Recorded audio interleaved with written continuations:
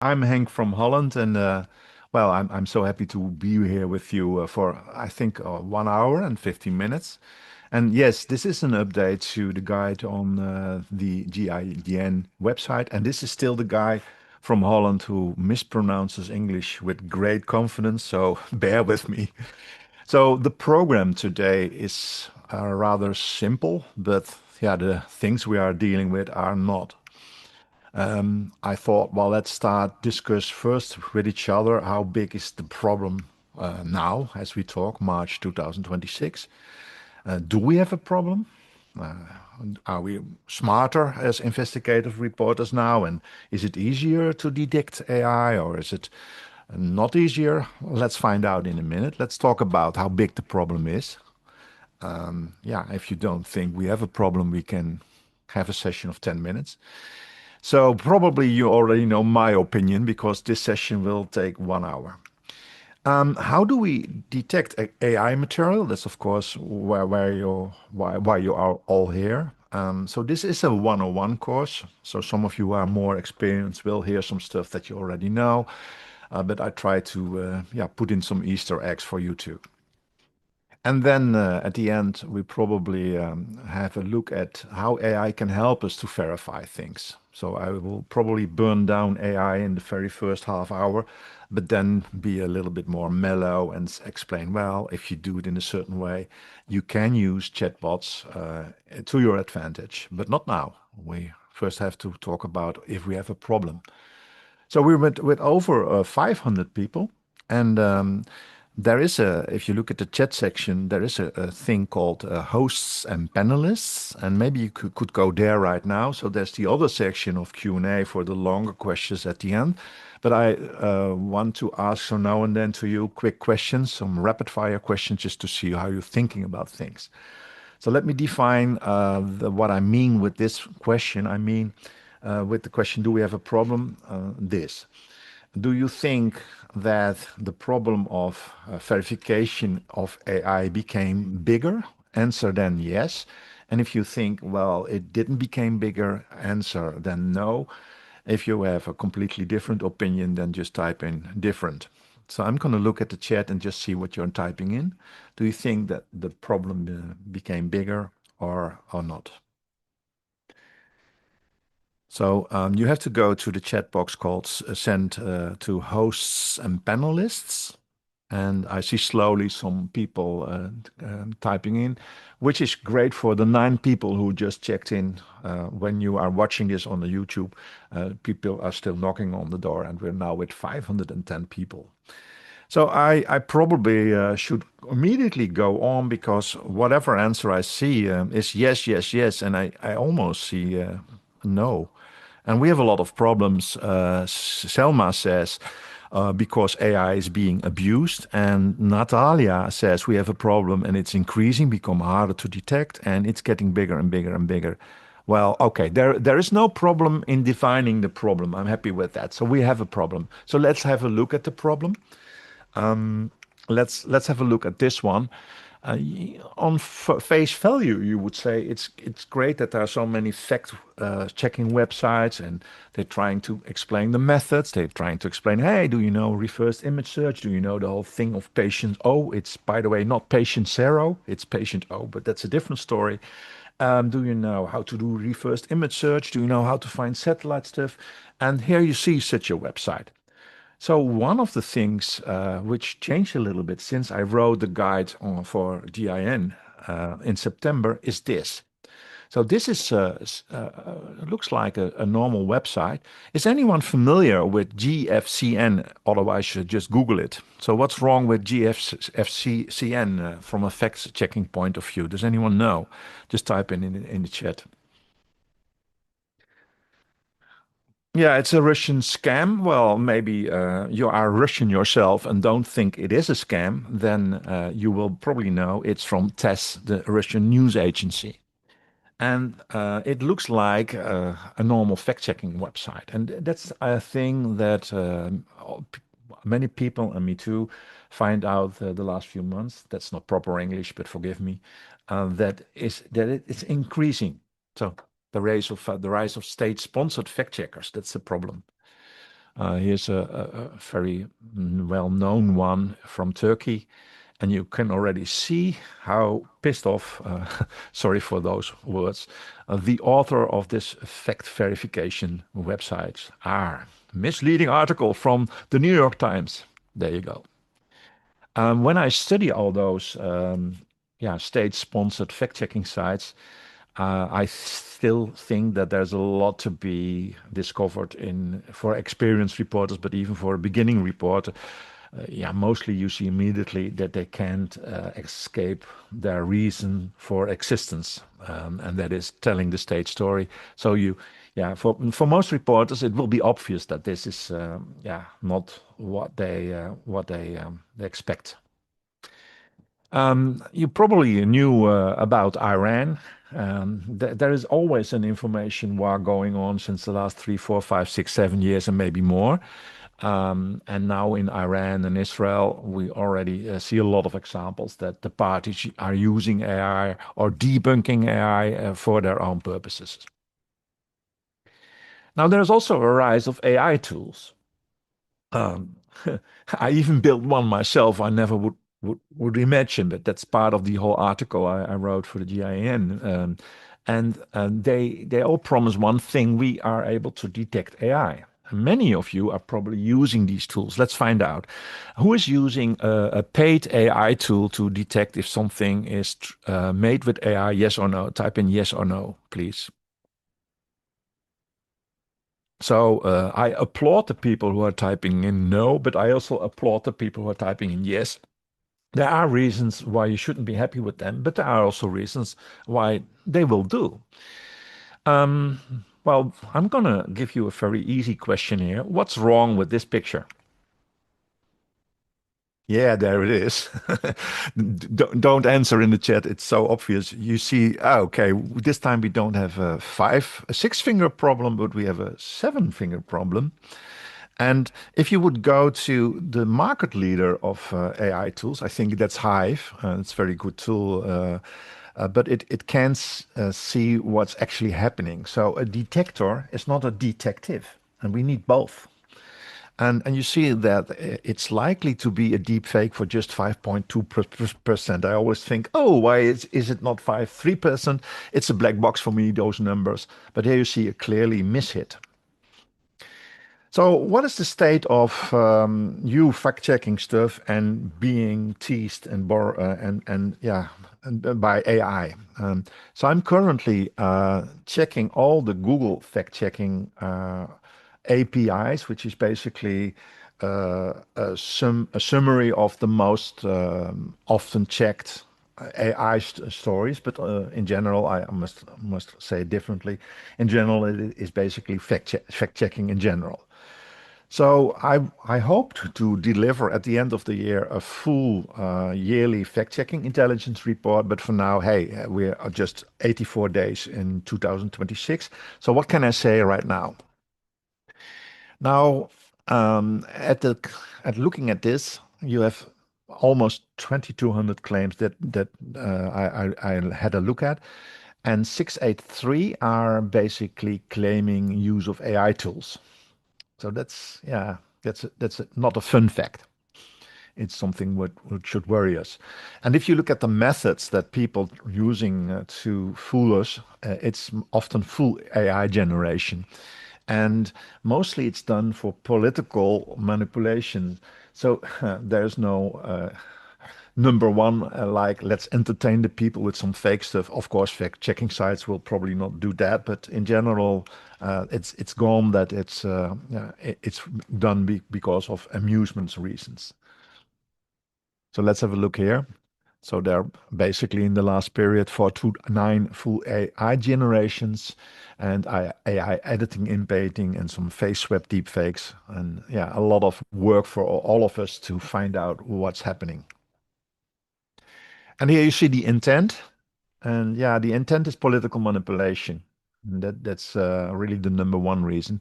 And the engagement rate, if I compare it to earlier reports, it's getting less and less. Of course, I'm checking now the fact checkers. That's a different broad breed of people. But anyway, the political manipulation is number one. Another factor why you probably all answered that we have a problem is that we have cheaper tools. So here's an example. This is a guy who invited me to do a presentation on some kind of conference. And look how bad I was. I took a picture from him. This is his picture. And then I went to a lecture he gave or something. He's working at a university in the Netherlands. I'm from the Netherlands. And then he's talking. Ben je in je werk direct of indirect So he says something in Dutch. Wil je meer weten, juist over de rol van communicatie in tijden van crisis? And then Dan is deze cursus zeker wat. I just downloaded from YouTube.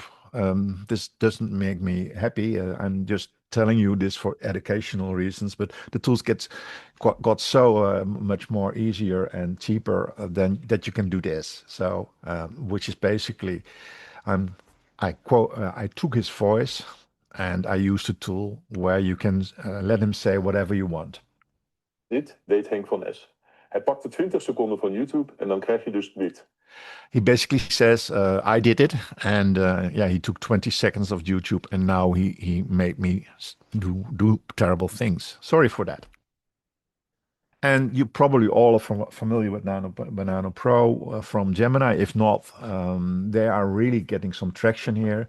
And if I look at the number of fake images I have to process, Gemini is getting the number one very, very fast. So here you see, well, let's have a photo and let's organize a crash. It's done in seconds. Here you see, by the way, somebody's name, which is fake. This is probably the biggest problem we all have. Not the AI generation where somebody types in, okay, give me this and this and that and that and that, but a real photo where they just want to nudge one little detail. So this name of Jan Meyer in Amsterdam, that box never existed. So that's added. Well, just to see how awake you all are. It's 3 o'clock in my country, but maybe in other countries it's earlier or later. Sure, it is. Can you spot the fakes here? So I'm gonna rapidly show you some of my collection of pictures, and each time there's only one photo fake. So the number to the left, it's photo number one, and to the right, it's number two. Can you type in which photo you think is fake? Number one or number two? Yeah, Khaled, I read your point, by the way. So for the people who are listening this on YouTube, I get a chat feed here, and Khaled is saying, well, unfortunately, many journalists don't have the time to verify the photos, etc. So yeah, okay. So a lot of people of you are saying one, but also two. But I think it's a split. Now, the fake photo is number two. It took me a lot of time to find real photos who looked like fake photos. So this is basically here at the top an existing building, and here you see that the gray color is the same as the building here, but here, yeah, it's a real photo. And here is the Easter egg. This can be true because you see this here and this here. And well, do you see what's wrong here? It doesn't match. Okay, next one. Number one or two? And thank you, Juan Lozada. You already saw the toothpaste very fast. So what is fake and what is not fake? And we're already with 583 people. That's amazing. So let's see what you are doing right now. Yeah, the phone flash is probably the wrong way, and the girls are fake. Well, they are not fake. The number one photo is real. This is just a person who is not as long as the women are, and this is a real photo, and this one isn't. So let's go to the next one. What do you think? Number one or two?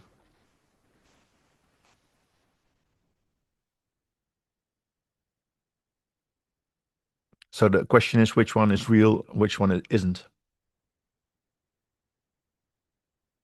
And if you are a professional fact checker, please also type in the reason why you're thinking uh, this. So the dog on the bus or the dog in the home?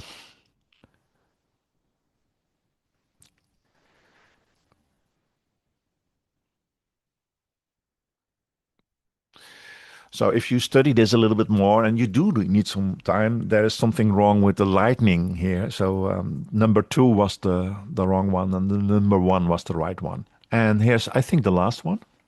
So what do you think, number one or two?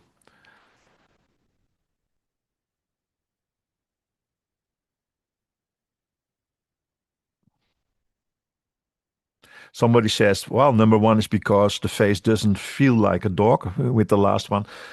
I'm so sorry, but in this little course, we almost have no time for feelings. It has to be, yeah, facts. So why is number two wrong? So number two is wrong. Do you see why? Can anyone type in why?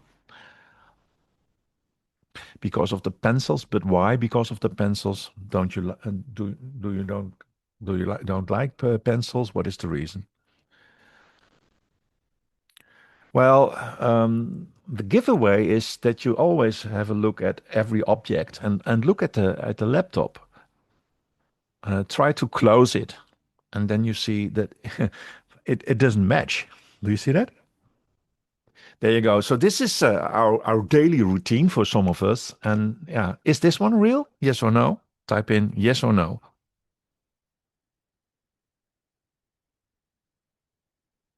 Yes, Fatih, the shadow of the cup was also in the wrong way in the last photo. Now, this will be a shocker for you because most of you are saying this is not real, but this is the winner of the World Press photo many, many years ago. Did you know? Well, probably not. So there was a lot of discussion about this. So is this photo actually taken? Yes. And was Photoshop used to make the shadows a little bit stronger? Yes. So there you go.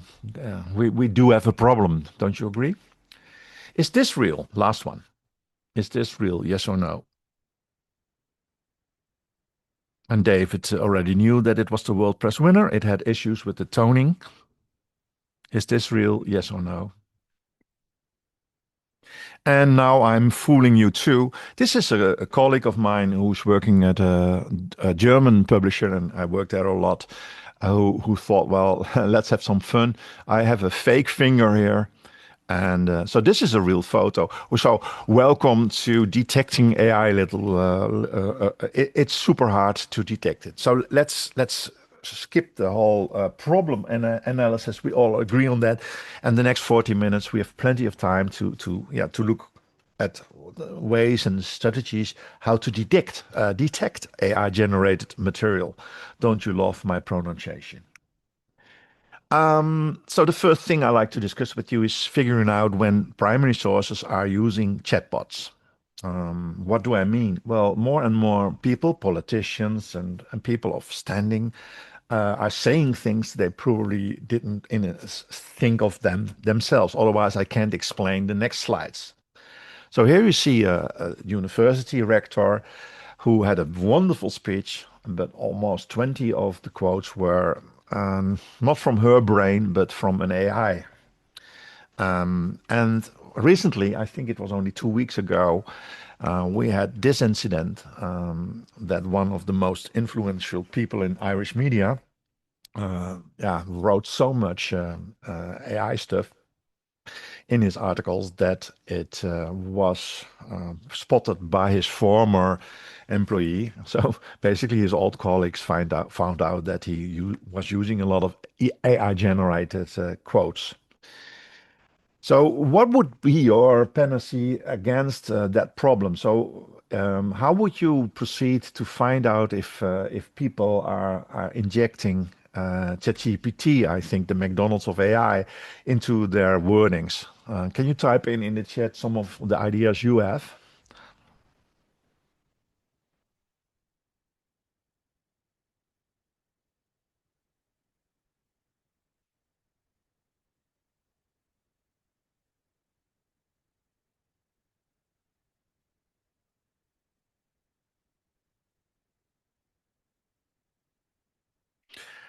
Yeah, well, I completely agree with you on basically reading it. So there is no solution here. I think you just have to check, check, check. And it means that the more official the statement is, the more it deserves nowadays verification. If you don't check if you don't scrutinize it, then nobody will know. So it is really a problem now, and it's old. The old tricks you learned, you have to apply them. Check, check, and double check. So that's just reading. There was a big blunder a few weeks ago in Germany where this happened that a German broadcaster recalled their own correspondent over AI generated images because they were using Sora and stuff like that. I'm not talking about that obvious stuff because most of you will probably see this. How do we figure out if something is forged, a document, if it's based on chatbots? So here's an example here. We're looking at an emergency room discharge summary for a 14-year-old girl. And it's maybe a real document, maybe it's not. I blackened out some of the things because there is a name in it. And it is an admission form. And we have the task to find out if this is correct or not. So one of the reflexes you could have in this business is just go to AI tools and find out if it's flagged as AI or not. Now, if you would have read it, but you have only one life and you can't read every document, so I will come up to a better plan than reading everything because I love to do that, but it's not always possible. If you would have read it, well, you would probably have seen this. If you'd like, I can also prepare a more complete post-head injury interview for a child used in emergency room records. Clearly, ChatGPT is talking here. Okay, say you get this document and you have no reason to suspect it, but maybe you think, well, okay, let's put it in the AI detectors, and you're not a detective yet. What will happen? So if you feed it to the market leader, Hive, then it says 0.01%, sorry for my English again, AI generated image. Does anyone understand why I get such a low result?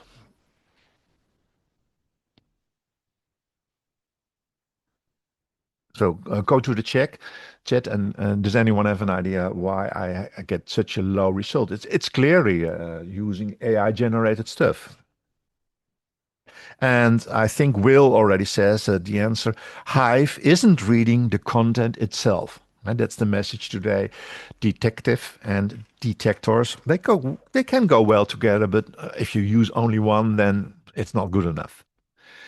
So if I go to another detector, it suddenly says 1%, as you can see here. And if I go to another detector, it says, hey, it's 91%. And my God, this was really mind-boggling for me. Why do I get those figures? It's a completely black box, and it's mostly that you, in hindsight, know that that number had a meaning if you clarified something. And if I ask the text chatbot, so if I copy and paste the text in the most important one, GPT-0 and some others, I get very conflicting answers. So if I go to a very well-known text bot, GPT-0, it says, well, we are highly confident this text is entirely human.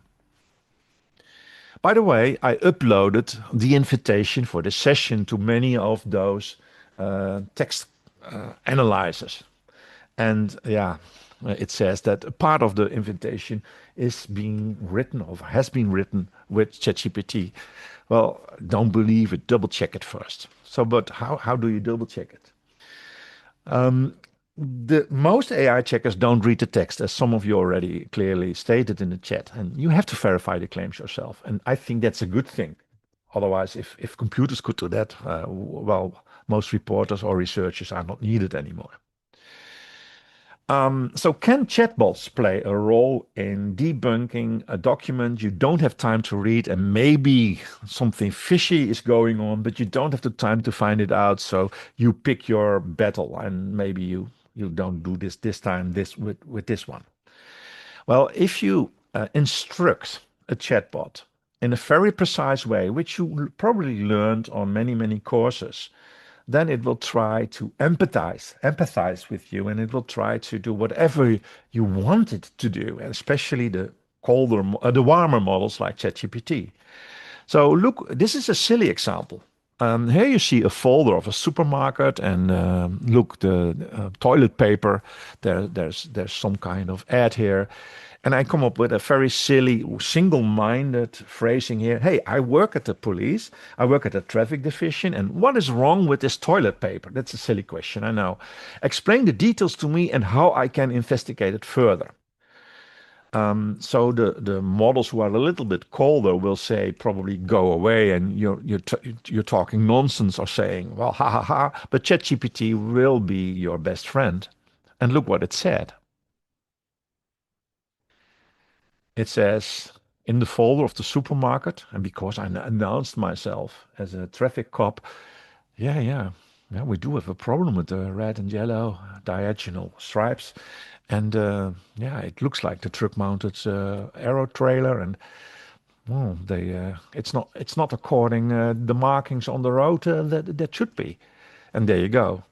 And this is a funny example to show you if you are rigging the computer too much and say, "Hey, I'm an investigative reporter. Where's the news?" Uh, oh my God, don't. So what is the way, in my humble opinion, how chatbots can help? Don't use any bias. Don't use any adjectives. Don't use anything what can be can be open for interpretation. So here you are. You want to be a detective, but you don't have the time. So you could upload the document to any given chatbot, but then do this, please. And that is ask a neutral question. And that's very, very difficult. And you can even ask the AI, can you rephrase my question into a neutral question? Because most of the people will type in some adjective or a summary. Only the words "give me a summary" is already completely subjective, because a summary in India or in Holland or whatever, are you a broadcaster? Are you a writer? It's mind-boggling subjective. So how would you deal with that? Well, this is the way I would proceed. You upload the document you don't trust, and you're just saying what it is. This is an emergency room discharge summary. Describe the function of each sentence. And this is almost a crash course in different AI models. If you type in that, it will analyze the stuff. And ChatGPT will even be a little bit helpful. It will say, I see something unintended in the final document. If you go to Gemini, that's a little bit colder model. It will give you even more head start, and it will say, "Well, it's probably some kind of doctor template that they left behind." And if we could go to the more colder models like Claude and ask the same question, you will get this answer. And I think this answer is helpful. The box text in Polish appears to be a note added by an AI assistant suggesting a more complete pediatric head injury history. I like that answer. It's precise, it's concise, and it alerts me, it creates me a lead. So I love to use AI not as a source, but creating leads. And you learn two things from this. You have to have a very neutral question and have to choose the right model. And then I think AI can help you in this particular case. So let's continue. So building the whole guide, the reporter's guide to detecting AI-generated content, was for me also a super learning process. I talked to a lot of scientists and always was in a dead ends so now and then, because it's such a complicated subject. I tried to figure out how those AI detectors work, but they are like a black box. I never found out what question are they answering. Yeah, if it's something, it's AI, but how? I didn't have any idea. Really was feeling some strong idea of, okay, if you want to have a good tool, it must be a detector and a detective at the same time, which is hard. um, so let's have a look.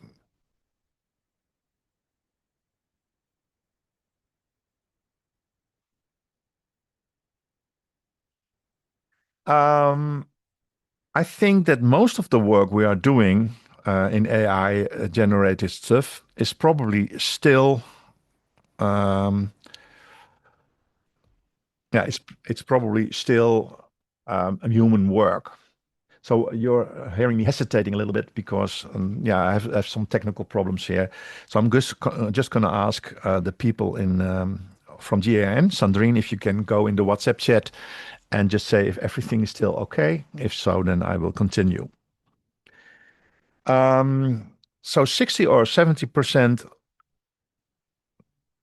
of the visual forensics is human, I think. It's still you, reporter, who have to look closely and ask the right questions. So to the left you see the detector part, and to the right you see the detective part. And while writing the guide, I try to build a tool that does this. So have a look at this. And the tool is now public, and it's even used by a lot of newspapers already. And here's my small present to all of you. If you copy and paste this link, you can do 40 verifications for free. Listen, dear people, I really like to offer you this all for free all the time. But when I open that tool, there's nobody at the gate who says, "Hey, you're a reporter and you can get in." So I get a lot of people who are uploading their artwork, their cats, and themselves. So here's a small present for you. Okay, say you have some forensic proof that something must be true or not. Let's go a little bit deeper now. Are you familiar with this one? Netanyahu's ring disappearing in a video, and then suddenly it came back. If you are not, you're seeing now what the story is. A few AI detectors said the same. So here you go. Game, set, and match. A human sees it, and a detector sees it. So detector and detective are agreeing here. So what I trained myself is even if I almost feel for 80.1.3% for sure, or whatever strange percentage, I try to flip it and say, okay, what is backing up what I'm saying right now, but do it the other way around. If it's not true, what should happen then? What are the scenarios that it's not true? In this case, I flipped it around. I thought, well, if it's true, then okay, you have to falsify it. If it's not true, then you have to verify it. So let's have a look. So, any ideas about this? What else could make a ring vanish? Does anyone have an idea? What could make a ring vanish? If you would be so kind to type that into the chat.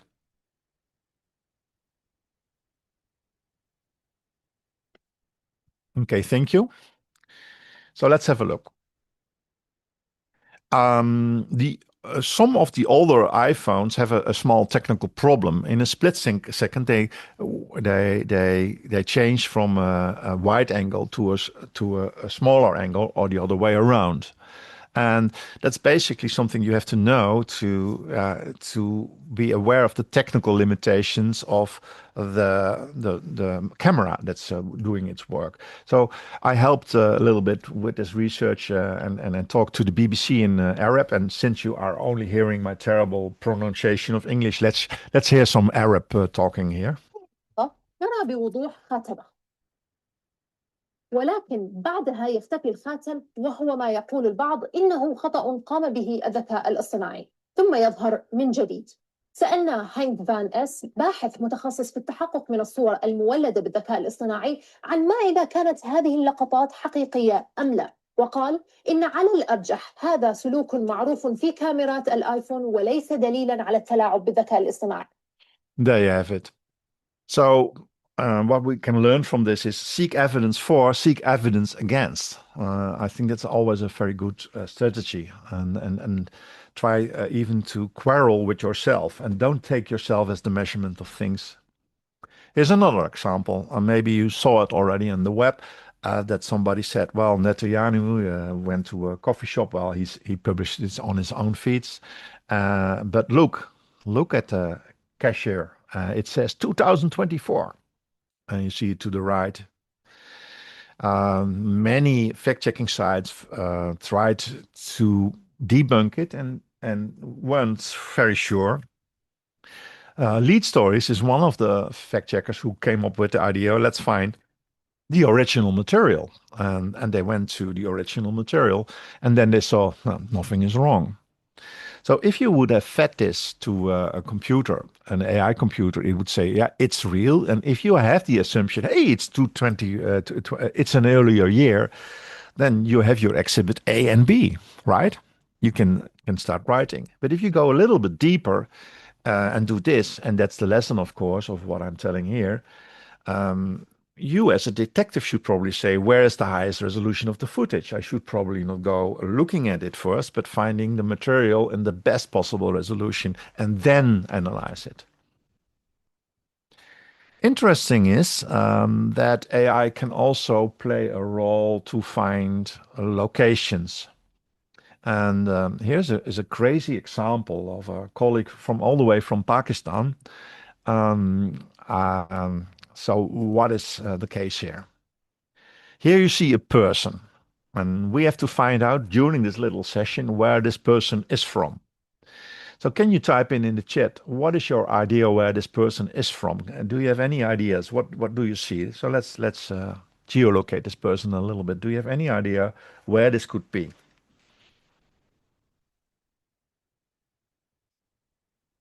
So I'm waiting again.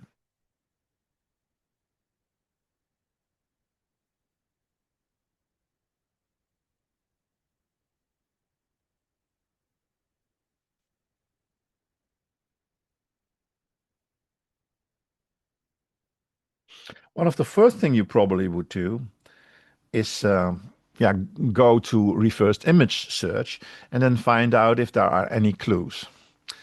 That's probably a reflex. Another thing you could do is look at it yourself. Now, be so kind to Google this. Maybe some of you already did that. So it says something here. Maybe you can Google this and try to find out what does this mean and in which country was this a thing and when.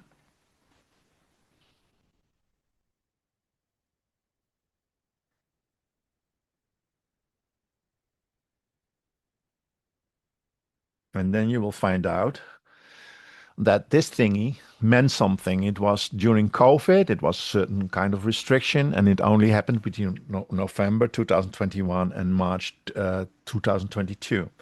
So that's okay, that's nice. Now we know the possible country, but what we don't know is, of course, yeah, what is the place? What is the exact place? It could be Berlin, it could be any given city in Germany, maybe. So how do we continue here? So here's a brilliant thing I never thought of myself. We are gonna falsify this photo. Yeah, listen. Really, this is such a strange tip I'm coming with right now. Falsify, I mean, we're gonna do something with the photo. So this is a colleague all the way from Pakistan, Shiraz. And he came up with the next brilliant idea. He said, well, I tried all the tricks from the book and I saw that it must have been Germany and I know what period it was. But what I couldn't find out was, yeah, was the problem of what is the location. So look what he did. He went to the AI and said, make a picture from this guy to the right and calculate what it would look like when you zoom out.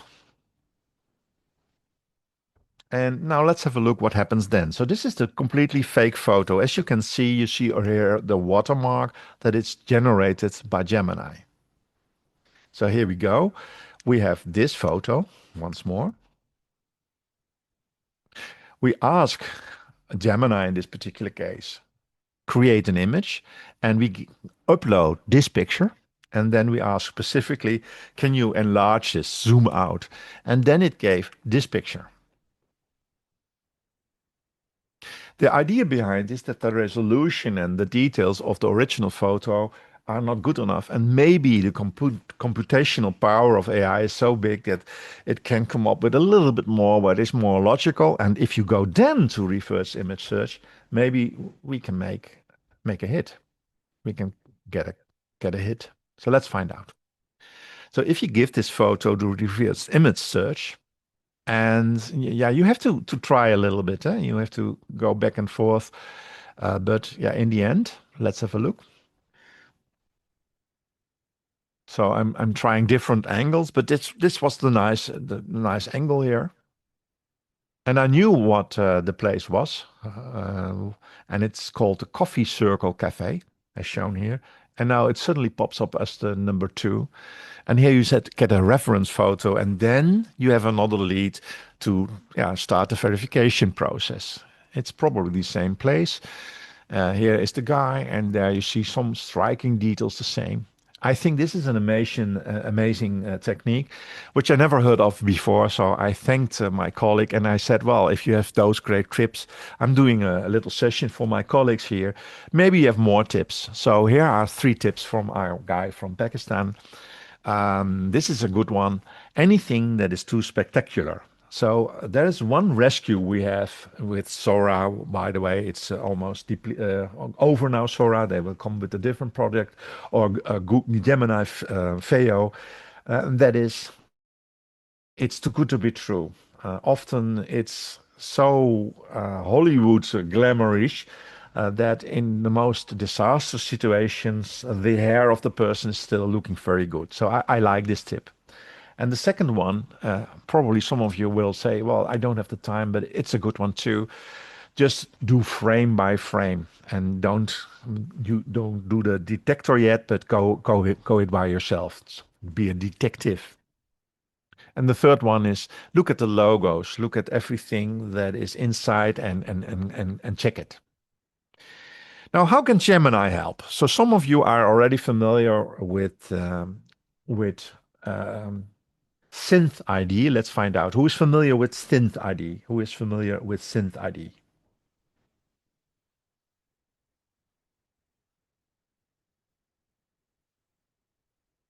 Okay, most of you are. That's great.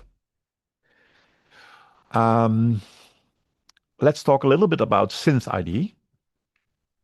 And I am a happy person now, dear people, because I lost you for 15 minutes, so I had no connection with the chat. So let's start over now. Gemini, most of you are familiar with SynthID, but some of you are not. It is an invisible watermark on Nano Banano photos, as John Lean says. Thank you. But there are 3 different SynthIDs, and I like to share with you why you have to know about those 3 different ones, and each have a certain role. And then we have to talk about why bother? Is it something we really need? And what is it, SynthID, for the people who don't know? So if you have any given photo, you can upload it to Gemini. And the very first thing you can do is just asking, is this AI? Or look what the person did here. Is this fake AI? Which basically makes it a reality again. So I think it should be, is this fake or is this AI?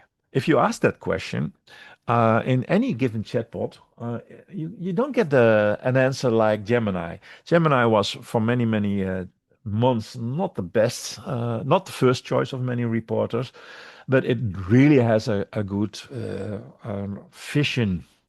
I mean, on visual material. So it is good in creating visuals, and it's good in debunking it. Otherwise, I can't explain what you're seeing here. So if you would, instead of saying, is this made by SynthID, asking, is this fake or is this AI, it will automatically trigger, okay, if we made it, we were going to say, and it gives you a little bit more details. So in this particular case, it says, oh, 25% of the image was fake. Well, that's correct. You see the little mascot. That's something I asked to make happen here. So the more robust way most of you learned it. Just type in the word SynthID, upload the photo, and then you get all or the part of the content in this image was generated with Google AI. That's the way where you get the least information. If you are lucky and get inside the DeepMind beta program, the best way is to use that because then you see actually where the areas are, where the computer thinks the AI has done its thing. So as you clearly can see, the mascot is blue. And here you see a link, DeepMind Google.technology SynthID. There is a waiting list. And nowadays they allow you also to upload audio, video, image. And most of you will say who are knowledgeable, hey, there's a catch here because this is just Google products. And you're right.